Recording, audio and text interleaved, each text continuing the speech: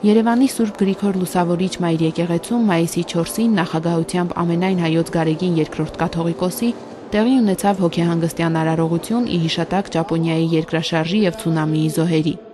Անմեղ նահատակների հոգիների համար աղոթելու էին եկել Հանրապետության նախագահը, վարչապետը, պետական և հոգևոր ավագանին, դիվանագետներ և բազմաթիվ հավատացյալներ։ Հոգեհանգստյան կարգին մասնակցում էին նաև Ճապոնիայի փոխարտգործնախարար Հիսասի Տոկունագան, տարբեր առաքելություններով Հայաստանում գտնվող ճապոնացիներ։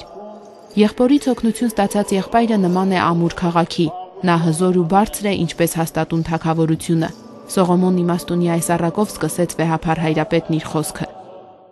Մերձավորի իր նմանի հանդեպ այս սերը առաջին պայմանն է Աստծուն սիրելու և նրա սերը ճանաչելու։ Քանզի ով սիրում է Աստծուն, նա պետք է սիրի նաև իր եղբորը։